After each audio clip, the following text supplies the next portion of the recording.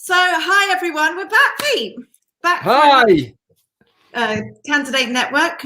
How to grow your followers on LinkedIn. I'm going stuttery already. That's not a good sign. Don't worry. It's lovely outside. Isn't it? The weather's lovely this week. It's like summer. Yeah. Woohoo. So for everyone who's here and watching us today, what we would like you to do is engage with us as much as you can.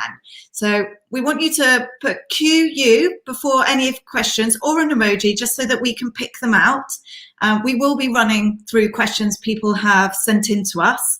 But today I have Pete with me. Hi, Pete. Hi, how you doing, everybody? Come on. So straight away in the comments, could everybody say hello and let's connect? This is to help us grow. So come on, Haley and I'd like to grow and we want you all to grow.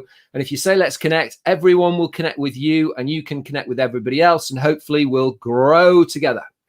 Actually, and get your questions in. Yeah, I've got a great question to start this off actually from Alan George. What is the best way to cold connect? Okay, so shall I go first? Yeah, go for it. Okay, so the first thing is don't send just cold connections with no message, right? It's you wouldn't ask somebody to be part of a team and just never speak to them and just say join the team. You know, like you've got to send a message which is polite. It's got to be well thought through. Why do you want me to connect with you? You know, is it because we've got something in common? Is it because even if it's just as simple as, I like your profile, I'd really like to grow my network and you're a great person, will you connect? I mean, that's pretty poor, but as it goes, it's much better than just connect and no comment. I think I'm picking up from your initial kind of comment on this, you know, if you had somebody joining a company, you wouldn't just send them an email saying, go and connect with this person.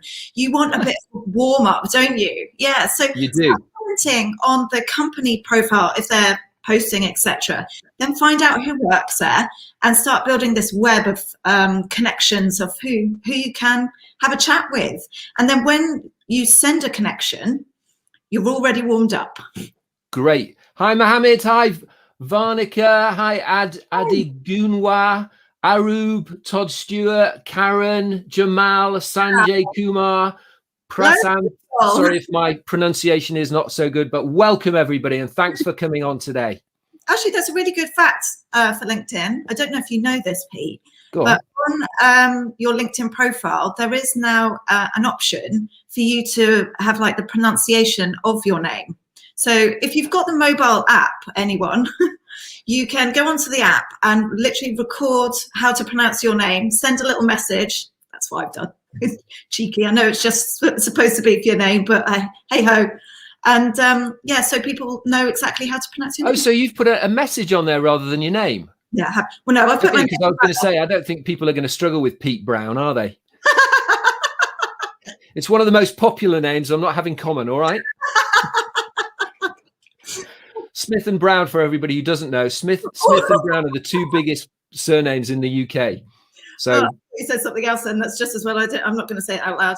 So for everyone who's watching here, could you post your comments, and we will go through them as we continue. But hi, Christopher. So, Engineer Adnam. We had a message from Christina last week. What about emoticons in posts? Go on after you this time. Sorry. Okay. So, I mean, we know that if you follow Pete, you'll know that he loves his emojis. And I think it's a brilliant way to articulate how you feel about a certain topic or sentence, etc. Sometimes text can be misconstrued. So a little emoji here and there can not only just brighten up your post, it can also kind of articulate this typical DPD man's just turned up. Articulate to the reader what you mean by that statement. Absolutely. Hi, Sarika.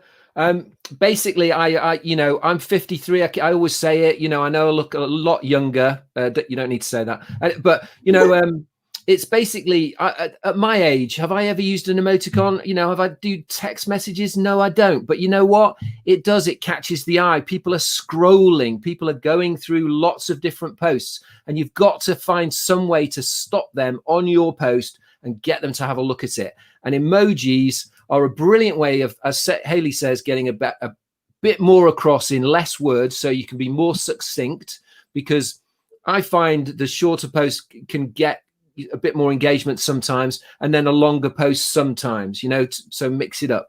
But, white space, emojis, emoticons, or whatever you want to call them, they're brilliant because they get across a lot of emotions in a very small space of time. Yeah, thank you very much, Christina. Great one. So we've got one from a LinkedIn user. How do you build your following? Oh, that's a biggie, but a great one. Great question, LinkedIn user. For those of you who don't know, Pete has built his following from 2,000 to 25,000 in just over 3 months. So you can have this question, Pete. Okay, so the first thing is, I'm just going to always say it on this is that feel the fear and do it anyway, right? That's the essence of what we do on LinkedIn. It's like Haley and I, when we both started this on this journey of LinkedIn, we were terrified. Coming on this live, we were terrified. And there's lots of things in your life that you're going to be terrified about, but still do it anyway. And what do? You put one foot in front of the other. You start commenting, you start liking, you start posting. Oh my goodness, that's a scary moment. You start actually posting, but doing one post, you do one post, and guess what? Tumbleweed, one comment. Yeah, nothing. It's so demoralizing. It's horrible, but it's a fact. You do a second post and you consistently, there's the word, consistently post every day or 3 times a week or whatever you want, but do it consistently. And guess what? Your following will build quickly. And I say quickly, but it depends what you think by quickly. And it's like, I love this. It's like pushing a car, right? You get behind a car and you can't move it, and eventually it starts moving really slowly. But as you go on, over to you. So what I would suggest, I get a bit confused. You're not that way. So how to build your following? I mean, so it is consistency, like Pete says, but also what you really need to look at is engaging with other people. You can't expect to keep putting post after post out there. No one's engaging with you, and you're not replying to any comments on your post or other people's posts on LinkedIn. You need to find your cheerleaders, as I like to call them, and find who you connect with on LinkedIn. And this is what it's all about, and this is how you grow your following.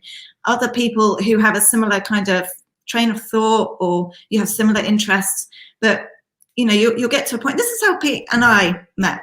Yeah. Pete and I.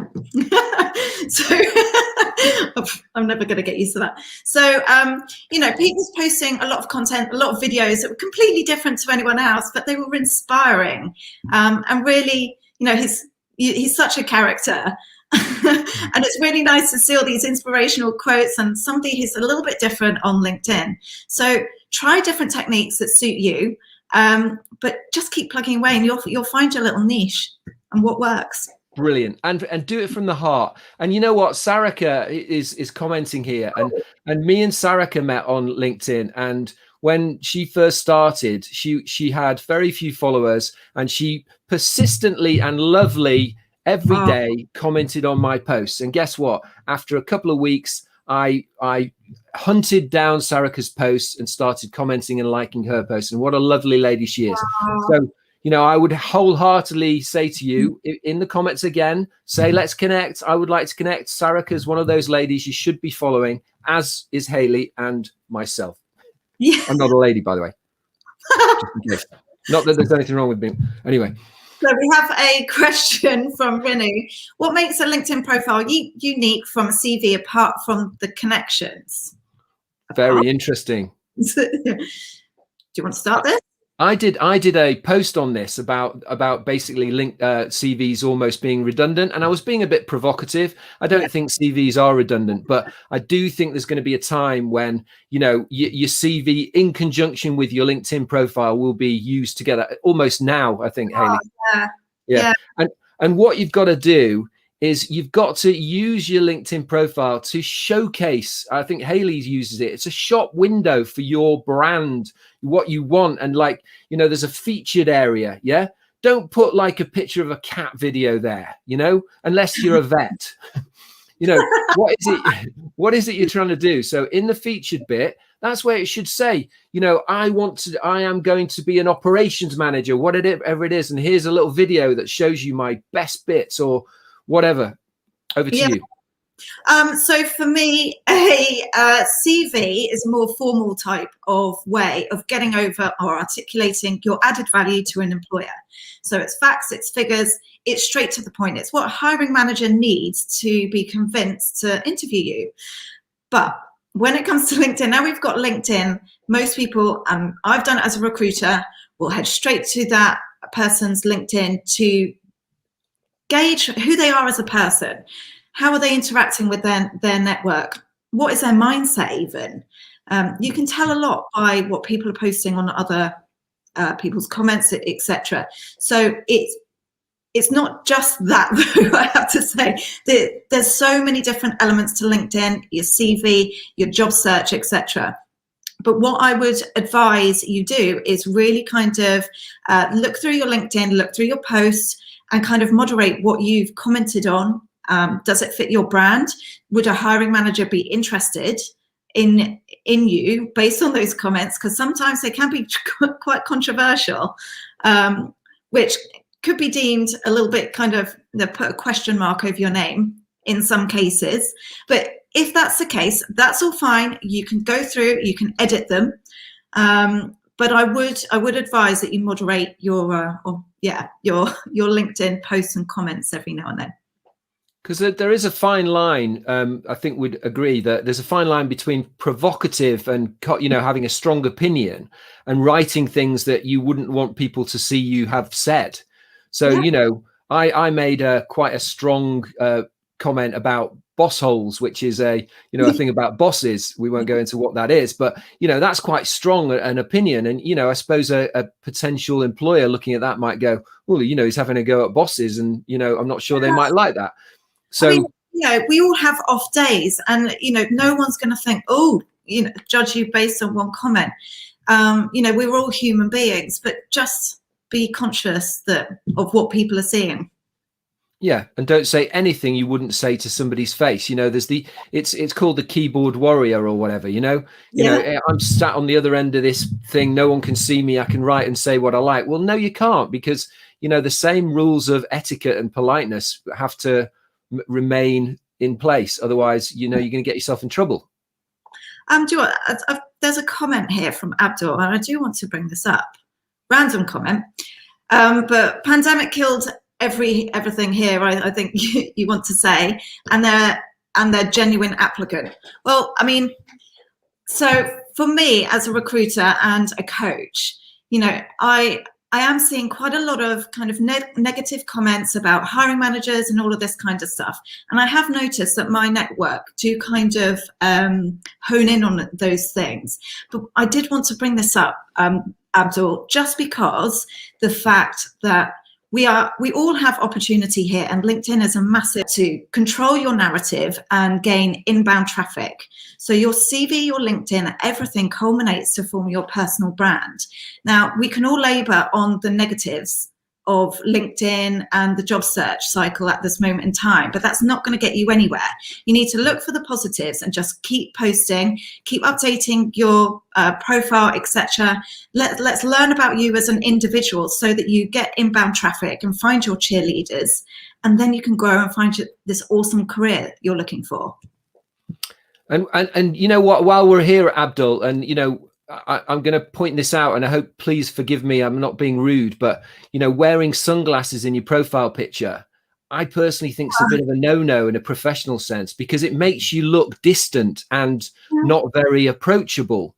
And really, you know, in a world of LinkedIn where it's about community and engagement, what you're doing is making yourself look like you're aloof and you probably wouldn't want anyone to come and talk to you. Yeah, and that's a personal view, but, you know, it's not one. It's one that seems to be, you know, in a business sense. But I heard a really great little example. There was a guy who was in manufacturing who was also a pilot, and he had a helicopter license, and he was in his helicopter in his picture.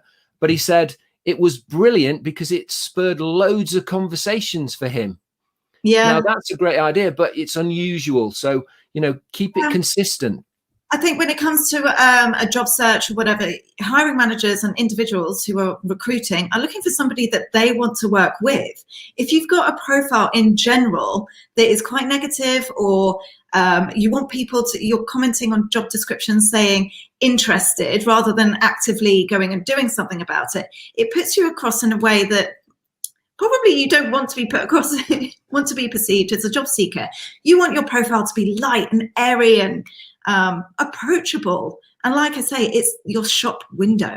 And Hayley, that sort of links in, excuse me for the pun, but that the emojis and the approach, right? When you're writing, emails are a great example of this, right? You can write an email with absolutely no animosity or malice, and people can misread it really easily because you can't see the expression on somebody's face. So therefore, what you should do, or I would advise you to do, is make it really clear that you're happy, that you're positive, because you can't see it when you're writing something that's quite sort of subdued, shall we say. It can come across really negatively when you probably don't mean it that way. No. So we've got another question here from Jennifer Penn. Is there a best time to post? Oh, yes, there is. Like this one. Okay, so to start with, I post twice a day, and I used to post, and we're in the UK, and I used to post at 7:30 in the morning and 4:30 in the afternoon. And the 7:30 in the morning did pretty good, and the 4:30 in the afternoon didn't seem to do so good. So I moved the 4:30 in the afternoon to the midday, or just after midday, and basically it started doing much, much better. So I test it. I test when I post to see how the engagement goes. And the reason I think is my my followers and my group is basically the UK, America, and India. And America is behind us. India is ahead of us. And in the middle of the day, everyone's awake. So you get the best opportunity. So there'll be a similar thing for you. What you should be able to do is look at your posts and look at the analytics of comments and likes, and you can see who is commenting and liking from what country. And it's really important that you cater your time of day to the people who are looking at it. So that's, for me, time of day. What about days of the week, Hayley? What do you think about that? So yeah, I mean, obviously weekends you don't get as much engagement, although some of your posts have. But yeah, I mean, I would say like times of day in terms of the evenings, the later don't get as much engagement, although there are those anomalies that do. So I would also say, so yeah, weekends not great, but still keep posting. You never know.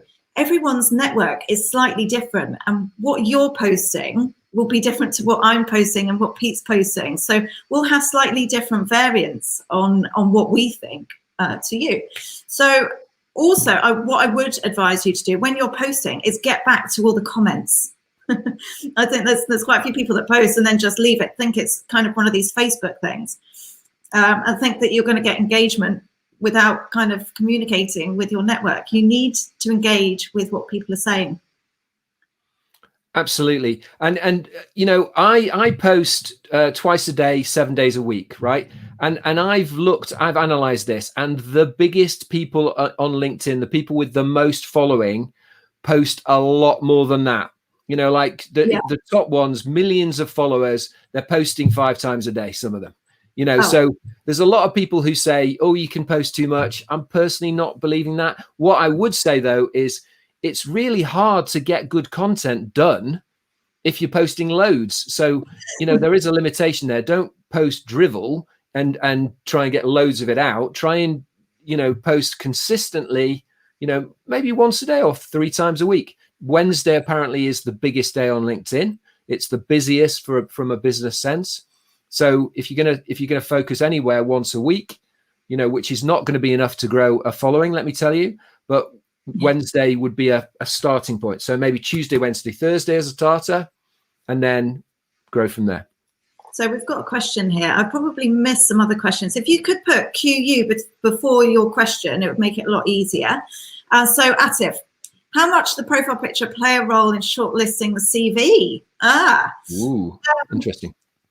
Well, I mean, LinkedIn did, if we look at LinkedIn did a survey, and you're 21 more times likely to get a message if you have a profile picture. And that means that like a happy profile picture. In terms of your CV, it wouldn't surprise me if it's too dissimilar. You're going to want to engage with that person. You want somebody who is happy, who you want to work with, who you can see fitting in with the team. It's not going to be somebody who's miserable. If you've got a miserable picture, you're less likely to go ahead with them. I wouldn't say it's the be all and end all, but you want to create the right impression. What's that piece of software that you've used, Hayley? Oh, yeah, we can actually put it up there, actually. Analyzes your picture, which is really useful. I personally think, you know, if you're not smiling, you know, you've got to look at what you're trying to portray. What you're trying to portray? Are you trying to portray somebody who's mean and moody, or you want to portray someone who's happy and generous? And, you know, it's up to you, really. But I would agree with Hayley. A bit of a smile, you know, perhaps try not to make it too cheesy, but equally, smiling's good, and get a decent amount of your face in the picture. You know, if most of the picture is your car and then you standing half a mile away, it could be anybody. That's not going to work. It's not a profile picture. It's a landscape. I'd also argue about, you know, what that represents. Are you trying to show off your car or your wealth? Or Yeah. So it's all about, yeah. But go to Snapper. That will analyze your LinkedIn profile, give you an idea of what you should be looking at, and then you can upload other photos. And I mean, to be honest, I did this morning. I brought mine up. I've got 72% out of 100, which I don't think is that good. I squint. Sounds good. Well, so my face is only 61%. I think that's unfair. It's obviously a computer. So here's a little tip on profile, right? And this is a personal thing. I reckon that if you do a profile picture and you've got a colored background that stands out in some way, that is, I'd say that's quite good, because it just makes you stand out. Yeah, they definitely stand out when it comes to like comments, etc. And like, oh, that looks fun. You know, every now and then it's like a magpie, isn't it? Exactly. Yeah. Exactly. So so that's that one. Right. Okay. Let's get back to these questions that have come through. So, should you share other people's content? Okay. I think you should share other people's content, absolutely, and you can share as much as you like. But the problem with sharing other people's content is that in terms of engagement, it's really poor. So if you share, you know, the starting point is it's easy. When you're starting to engage, the first thing you do is say, oh, I'll just get other people's brilliant posts that have done really well and share it. And it should just be magically brilliant. But it's not, because people don't respect the fact that all you're doing is passing on someone else's stuff. You know, they want to see you. They want to see that you're putting the effort into writing something, or, you know, creating a post that gives a little bit of you and something about what you believe and feel, and, you know, an opinion. And just sending someone else's post and saying, this is great, which I've done with Steve Jobs's post, and that it just did so poorly. I do share stuff, but only when I'm really passionate about it. And it's not about and often it's not about likes and comments. It's just about the fact that I really liked it. Yeah. I mean, I'm with you on this one. You know, a lot of people do share. No, they're sharing and they're sharing. There's copy and pasting and sharing. Which one are we referring to here? But yeah, copy and paste is something different, isn't it? I think that if you're copy and pasting somebody else's content, there's usually somebody that's noticed, which isn't a good look. But if you do that, then, you know, tag them in. But what I have noticed by sharing even my own content, so if I've had a post that's gone really well and I've shared it again, it's not performed well either. So it's exactly the same. But thank you very much for that question, whoever that was. Great question. Right, next one. Why do you have a call to action? Sure. Well, I tell you what, I heard something today. I was watching a YouTube video, And a call to action is basically when you do a post and you, at the end of the post, you say you want the person reading it to do something, to take an action of some sort. And it can be a very specific action, to email you or connect with you or whatever, or it can be very soft, like follow me. You know, you've got to want them to do something. You know, the whole point of writing a post is to make them feel or do something. So put a call to action in, which is pretty much for me is to follow me or connect. And, you know, if I've got a more specific requirement, I put that on too. But what I also worked out today was on your profile and your details on your profile, what do you want the person reading your profile to do? Do you want them to come and contact you? Do you want them to give you a job? Whatever it is, the call to action should also be on your profile. Get them to do something. Because if you put the profile picture up in there in the first place, you presumably want something out of it. So tell them what it is. So, do you know what? I'm actually going to disagree with you, Pete, on this one. Go for it.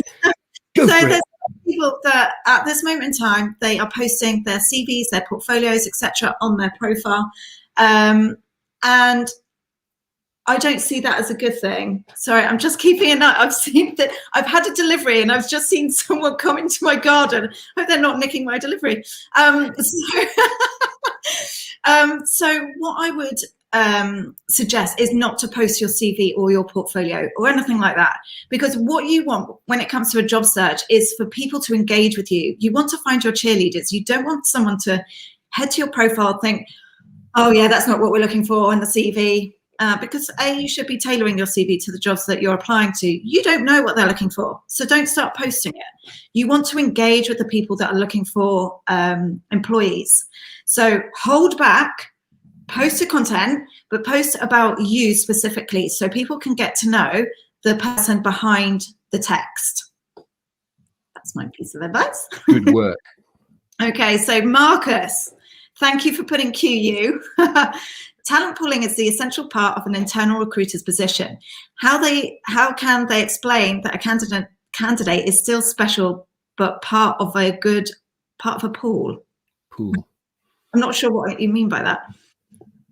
Well, is it I guess that, I mean, that's the job of a recruiter, to try and make everybody feel special. I suppose when you're dealing with hundreds or even thousands of CVs, you know, there can only be one person that, if it's an application for a particular job, you know, Hayley, only one person can get that job. There might be 20 people who are brilliant. Yeah, I mean, it's a tough one. And this is the reason why I've put these together in the first place. It's about educating job seekers and hiring managers alike. When we put a job description out there, some of our jobs at this moment in time are getting about 850 applications. It's a hell of a lot. So we need kind of job seekers to understand what their worth is, so that they can, so a hiring manager can view the top section of somebody's CV and go, right, okay, this person knows what they're talking about, they know their value. And it's usually kind of written in facts and figures kind of format, so it's really obvious. But in terms of internal recruiters making candidates feel special in the recruitment process, it's staying in contact with them. I know it can be difficult, but we as part of a recruitment, the other side of our business, we do make a point of getting back to every single person, whether it's a no or whether it's a yes. You know, you want people to feel valued and to say thank you, but also it's about your company brand and your individual brand. There's lots of brands going on. Yeah. Have a think about that. What do you want candidates to feel about applying to your company or to you? And in there lies the answer. Yep, very good. So there's another one there from Sajan. Oh, I need to get rid of that one. Does the LinkedIn algorithm play a huge role in your profile appearing in front of the recruiters? If so, what would be the most important things to take note of? There's quite a lot of this, actually. Well, I think the first thing I would say is you. Sorry, Hayley, go on. We could be here all day on this one, because there is a lot that you can get through, but carry on. Isn't there a keyword that, I mean, when you in your profile, the first thing I would get in is decent keywords. And I think, you know, some of your posts have explained recently, Hayley, that, you know, some of the keywords aren't the keywords you would think they are, because they're massively overused. And, you know, you should be trying to get keywords in that make you not unique, but more specific. You're thinking of the descriptive words, whereas I would put like keywords fundamentally for me as a ex-recruiter or whatever. A client will come to us with a job and they will want someone who, just for an example, I'm looking for a senior architect. I'm looking for somebody with a degree in architecture with 10 to 15 years experience. They should have worked on high-rise projects and have experience in Rivet. Those are the keywords that we would search on. So if they wanted somebody who is locally based, so it would be, say they were in Dubai, so Dubai, architecture, Rivet, those keywords will be the ones that we use for that job description. Now, what happens with quite a lot of people is they overpopulate their either LinkedIn profile or their CV with too many keywords. And it's really confusing, not just for the hiring manager, the recruiter. You end up in this pool of people that doesn't really know what they want. So you've got to be really specific, and we talk about it quite a lot, but niche down. So you want to, I don't know what you do, Sanjan, you might want to post in the comments about what you do. But look, the algorithm plays a huge role in where your profile appears. It's down to your URL, your keywords, also how much you engage with your audience as well, how often you post. And those will essentially make your profile rank higher up the search list. So there are a lot of answers to that, but we haven't got all day for those. I think to add to that, I think, growing your personal brand, growing your following, growing your interaction on LinkedIn will do all of the things that you want to do, Sajan, to push you higher up and be seen by more people and more recruiters, and you've got a better chance of getting a job on the back of that. Great profile shot, by the way. Really like that. Yeah. Brilliant. Thank you so much for your question. I don't know where this question's come from, but I can't seem to get rid of it. Anyway, Abid. LinkedIn. Oh, sorry, go on. So Abid, how different is job search versus project search on LinkedIn? Is job search better or project search better? I'm not sure in what terms you're talking about, Abid. Are you talking about company perspective, from personal perspective? Either way, a search does work the same pretty much. Whatever you're looking for on LinkedIn, find those keywords like I've just said. What is it? So if you're looking for companies per se who have worked on retail projects, search on the companies, search on retail projects, then you will come up with a list. Then that formulates the basis of your list and find out all the connections at those companies. I think that'll do with that one. That's yeah. So, Renu, thank you very much for these questions, by the way. This is awesome. Come in. Also, well done, put let's connect, because this is the whole point of these sessions. Yeah. I want you to grow your networks as well. So let's connect in the comments so that each and every one of you can connect with each other. That's too many connects in one sentence. It still worked. So LinkedIn banner. So first thing is you can make your own LinkedIn banner on Canva, Canva, which is a brilliant piece of software that allows you to simply create these things. You can also get them done by a freelance person on Fiverr, which is Fiver with 2 R's. And you could get a banner done for like 10 UK pounds or something ridiculous like that if you tell them what you want. Approaches, it's the same, right? So Haley said it, it's about niching down, right? When you're in your profile, you've got to identify yourself. What is it that you're trying to get out of your LinkedIn profile and your LinkedIn approach? If it's a job, what are you trying to get? What job is it? And is it obvious when you look at your profile and your banner? Yeah. I mean, you want to be unique to anyone else. Everyone is unique. And it's about finding that.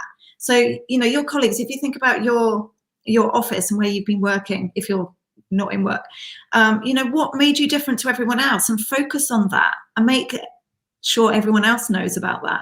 I do have a really good fact about LinkedIn banners.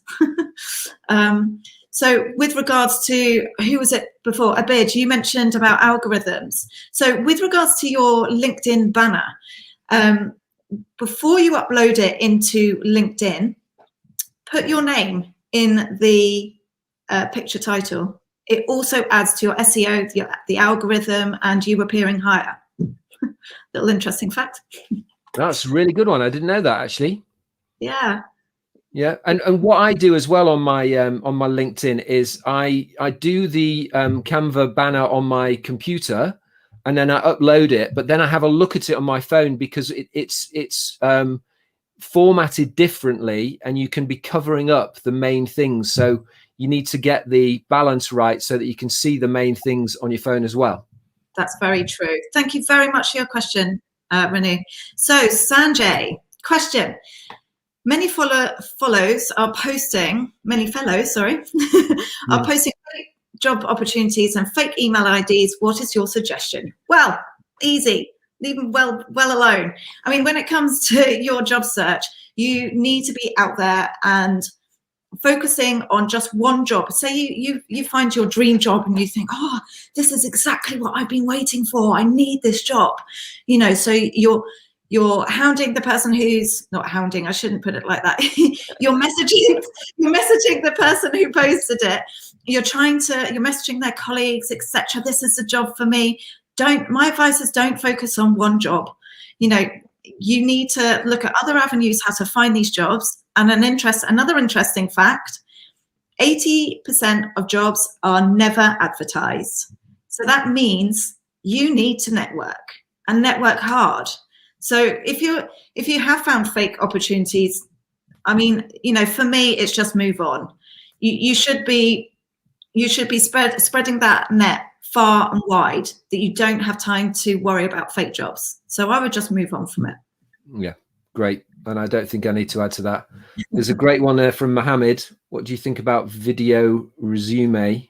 We missed one. Sorry, there was another one as well. Okay, what do you think about video resume? So I think, go on, Pete. No, go on, after you.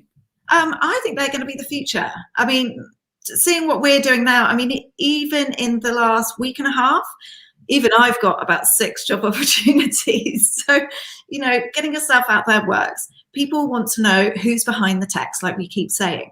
So putting out video is a brilliant way of doing that. I couldn't agree more. And basically it doesn't, you know, I've learned that videos, because I do at least 2 videos a week, a little success hack or whatever. And, you know, I would say, Mohammed, that you can do a 1-minute video and write yourself a script, do a video about, you know, what are the key points that you want to get across. And, you know, it's a great, and put that in your featured section on your profile. That's a brilliant tip. It brings life and color to your profile, which you want, which will make you stand out. So I'm going to go back to this other question. I'm going to have to get the door. Won't be a sec. So how to cover the unemployment gap? I have several people who are suffering from it. So, right, this is another reason why we're doing these. You'll be probably surprised that all of these tips that we're posting on here are to do with trying to get you or help you find a job. And it all comes down to your personal brand and what you put out there. So it comes back to your CV, your LinkedIn, your comments, and your whole entire personal brand. So if you are unemployed out there at the moment, focus on what you can control. And that is the message in your CV, the message in your LinkedIn. Post every single day. You have that time. Also, when it comes to your job search, I mean, we put all of this in AE Academy on our website. We do have courses for this as well. If you want to cover A to Z, go to aeacademy.ae, and we do have the complete A to Z of how you can go about finding these jobs. Because like I said, 80% of jobs are never advertised online, but you need to get yourself out there and start networking and grow these followers. Find your cheerleaders. You don't want to be working for just any old company, although you may feel like that right now. You want to work for a company that values you, your experience, and gives you growth.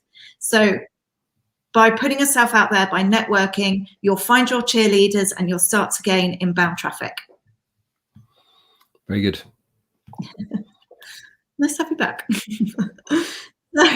Call to action. Next question. So, Sanjan, another one. What is your take on using our personal LinkedIn profiles for promoting more of your organization's brand, products, and stories, as opposed to less of your personal brand? Pete. Well, personally, I've started to do both. So there's a fact, right, that personal brands get much more traction because of the personal element on LinkedIn than a company's page. So, you know, if you look at all the big hitters, their company profile will be a lot less followers than there is on your personal brand. But it's great to be able to cross fertilize. So you can, and I use the you know, like jab, jab, jab, hook. You know, it's like you do some nice posts that are interesting and engaging and perhaps not based on your business. And then occasionally just throw one in that's quite a bit more specific about the business, because then people will be accepting of that. If you just constantly business,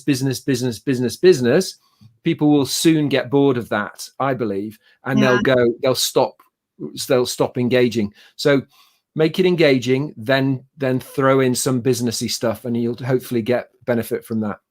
I mean, I do think the future, you know, employees are going to be encouraged to post more content about who they're working for. I mean, essentially, it is part of who you are. It was a massive part of who you are. Do you enjoy who you're working for? If you do, post that content. Yeah, it raises your profile, and also whatever you post is a reflection of you as well. So I'm all for it. Yeah. So we've got another one. Thank you very much, Sanjan. Sanjan, thank you. So, Christopher, what are the key areas recruiters look for in your profile? Which areas, topics would you place on the top or on priority? I think, excellent. Just posted again, i.e. feature, dashboard, activity, experience, education.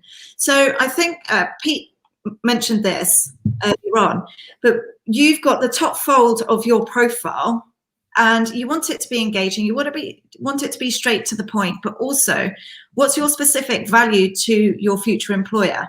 You'll have something that's very unique to you and that you should be focused on. And also, what do you want for your future? Where is your career heading? It is your opportunity to control your narrative and control where your career is heading. So that's also your CV as well.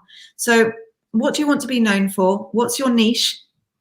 Get that in a banner at the top so it's clear for everyone to see. And get a little bit of personality in it. You know, try and get something. Yeah, don't be too beige. We talk about being too beige. You know, if you've got something, let's say you're an ultra marathon runner, or, you know, in your hobbies, then that's interesting. You know, get that in. Try and, you know, it doesn't have to be all business, because you don't want to come across as too cold and not engaging or warm for people to want to, you know, reach out to you. And like I keep coming back to, your LinkedIn is your shop window. If people are coming to your profile and having a little look at your profile and then leaving, it should be a sign that you need to change something. You know, maybe it's, and if you're talking about, you have mentioned recruiters, so I'm referring to job search. They're coming to your profile because either it's a recruiter who's done a search in LinkedIn, or they've seen your CV somewhere and they're going to check you out. You want a consistency right across the board. I would always advise that your LinkedIn profile should be, you know, a little bit more upbeat and full of personality. We should see the person behind it all. So post topics about what you love in terms of your job, where you want to head in terms of your career, and your personality. You know, mix up. Brilliant. Bit of passion. Yeah, that's what we love. I need to find where this question's come from. Yay, found it. Right. Well done. Go on. When people are looking at your profile, do go and have a look at, you know, in your LinkedIn, and just look at who's looking at your profile. It's really important. I actually do it. I do joke about this to my colleagues. Like, if there's someone that every now and then it's like incoming. You know that something is coming.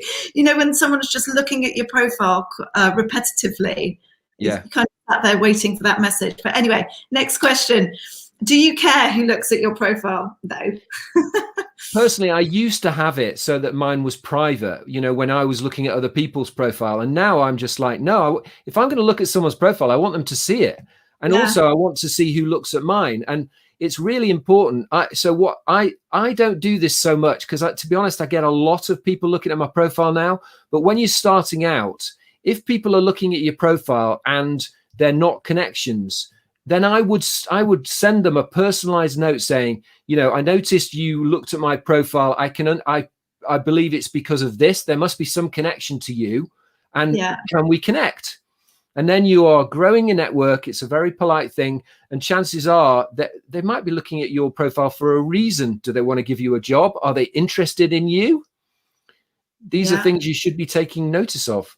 Yeah, and also for all of you who have private mode set, it's interesting that you brought this up because I looked at my who had viewed my profile this morning, and there were loads of profiles that are on private mode. So that's not going to help you grow your network, by the way. You know, you kind of want people to see who's looking, or if you've been looking. Getting confused there.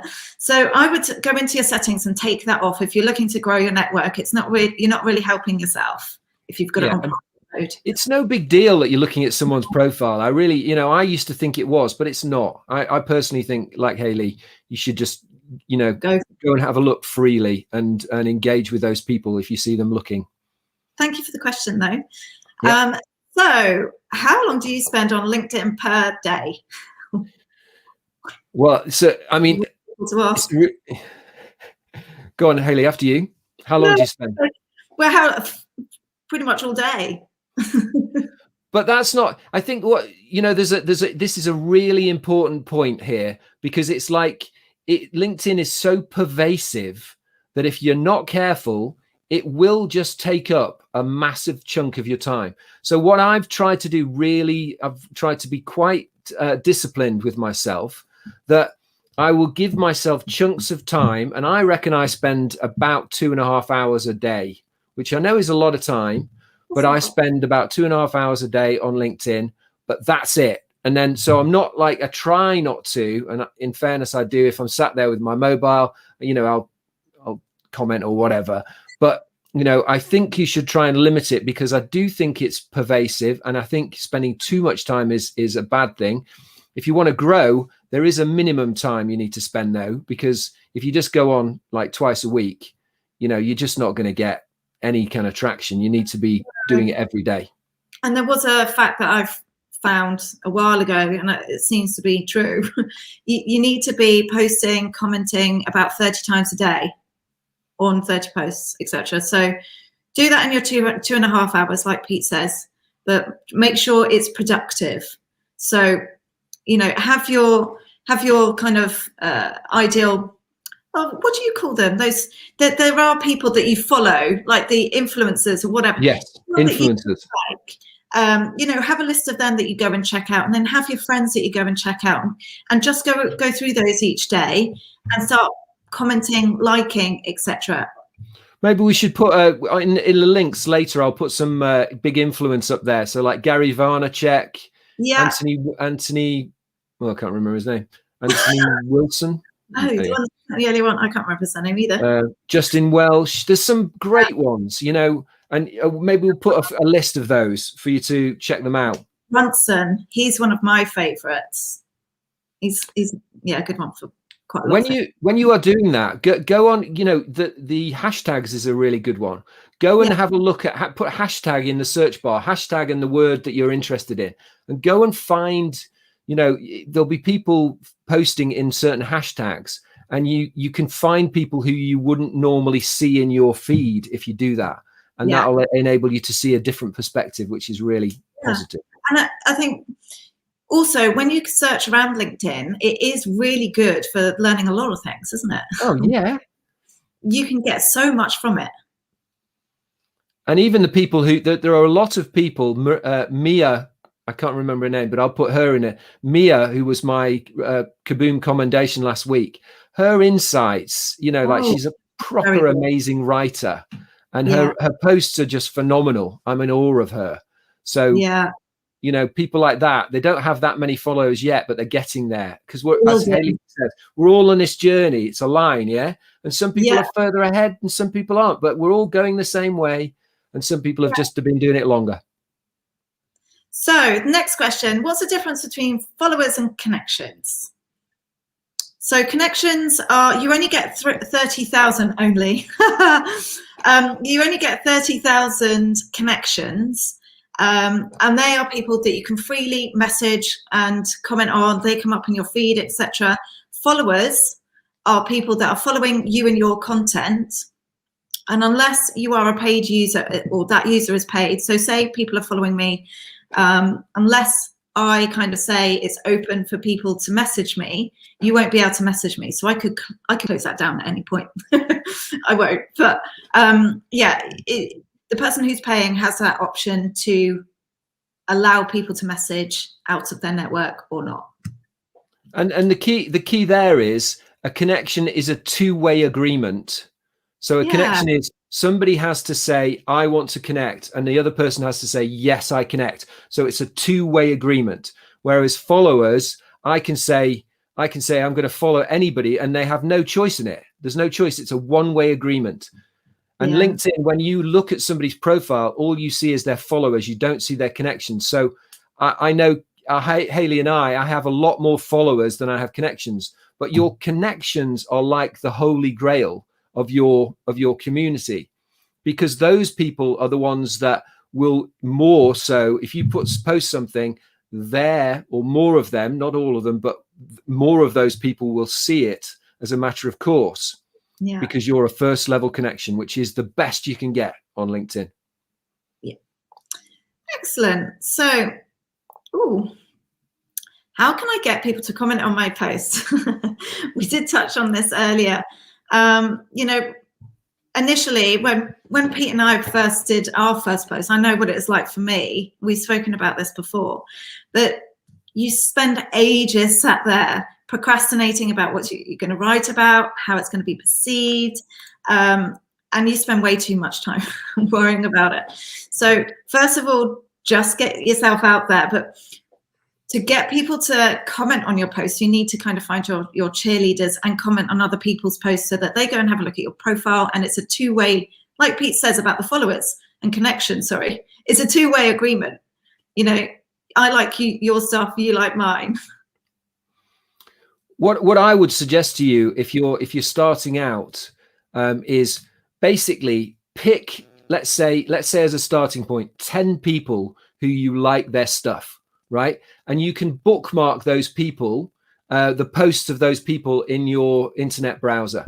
So what I then do is every day when I go on LinkedIn, I go to that person's posts and I see if they've posted. And I every day religiously, I go and comment and like, right? And when you've done that for a little while, even a week, if they post every day, it's not worth following somebody unless they post regularly. So if they're posting regularly and you go and comment and like, after a while, you're sort of within your rights. Because what I do is if I see someone commenting on my posts regularly, eventually I'll look at it and go, you know what, I need to go and see their stuff.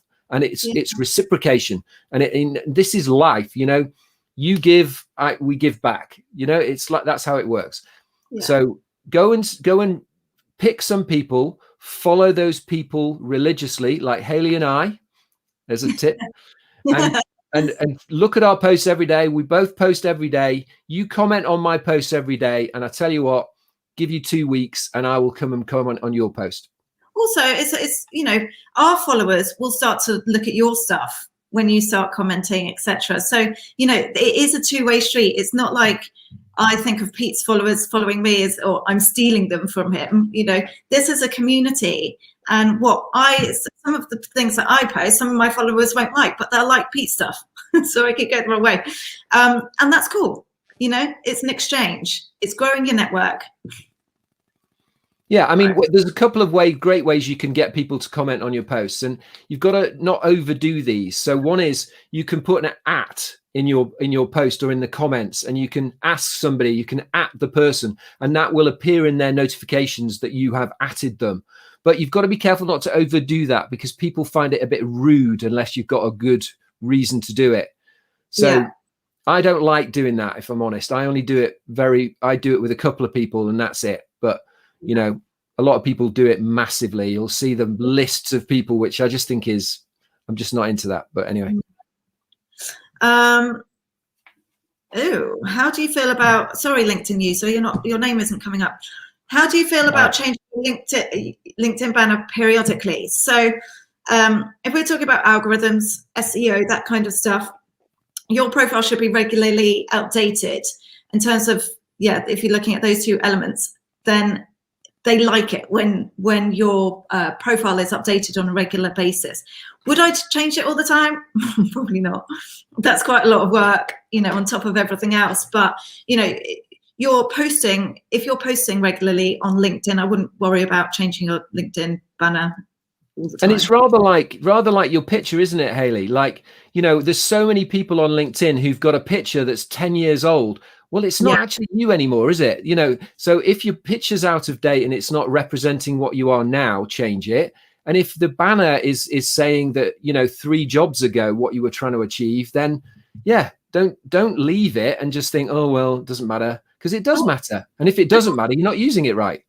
Yeah. And also, for all you job seekers out there, recruiters are not mind readers. What you put there in your CV, in your LinkedIn profile, we read it and we don't know the back, we can't fill in the gaps for you. So if it's not in your profile, if it's not in your CV, it never happened. And just bear that one in mind. Great question. Question. As a follow-on question to your answer, I can't remember the answer. Do you think it's okay to do that around, Peter? What was the question? So I would say, right. So the first thing to do is, you say stalking, it's an emotive term, but if there's somebody you want to get to engage with, the first way to do it is to look at what they're doing on LinkedIn and follow them, because you can follow anyone. It's not intrusive. It means you can, then I would bookmark that person's posts, and I would go and have a look regularly if it's a person you want to engage with. Then engage, like, comment on their posts and whatever they do. And then after a little while, then you probably will find that they will start noticing you and seeing who you are. If it's a specific job you're talking about, I think you could be forgiven for going straight in and saying, I want to know about the job. But if it's a bit more general than that, just you've got to be subtle and not too direct, and it's got to be polite, is the truth. Yeah. I mean, look, people at the end of the day, they are, in general, are looking for an emotional connection with an individual. Now, I'm not saying, you should kind of, actually, I'm not gonna say that. What you want to do, it's probably best I don't. So what you want to do is try and engage with their content, and you'll be naturally looking for somebody who's similar to you. You have similar interests, etc. So if you're commenting on their posts, you're kind of warming them up. It's not so much of a cold call or a cold connection, as it were. They've already seen a bit about you, and they're already warmed up to the way that you think and who you are about. And that's a better way of going about it. Very good. Before we go, I don't know how much time we've got left, but just a couple of things, everybody. Hayley and I are here every week trying to help people grow. So if you know people who would benefit from coming on this live session with us, please, would you do us a favor and would you tell us? And if you've got questions that we haven't answered, please either direct message Hayley and I or put them in the comments. And also, please, again, just say, let's connect, open to connections, because Hayley and I will be going through the comments and responding and connecting, and hopefully everyone else will. And people will be looking at this recording for weeks after this. I mean, what was it, Hayley? The likes or views to start with last week were, grew and grew and grew over the week, didn't they? So the views are just under 4,000. And they started off at about 2,000 when we finished. Exactly. So a lot more people will see this stuff. Exactly that. So get yourself out there. This is the way to do it. Oh, hi, Ian. Good to see you. So that's probably a good point or place to kind of finish it up. Like Pete said, we are going to be here every single week. We're also going to be doing other lives on slightly different topics. So if there's anything else that you would like us to talk about, post it in the comments and we will hopefully put something together for you. Yeah, thank you. Listen, everybody, LinkedIn user, Ian, Sanjay, Sajan, Naveed, everybody who's joined us today, you know, Haley and I, you know, putting ourselves out there a little bit, and we really appreciate the support. If there's other people who you think could benefit, who want to ask questions, please do us a favor, share this with them, ask them to join every Tuesday, 12 o'clock GMT. Is it GMT? UK time. 3 p.m. Oh, sorry, no, 3 p.m. GST and 12 GMT. That gets a bit confusing. But also in the coming weeks, we are going to be dropping a bit of news. So stay tuned because we've got some exciting things coming. We have. So thank you so much for joining us, everyone. Thank you, everyone. Thanks, Haley. Take care, Pete. See you next week. Take care, everyone. Bye. Bye.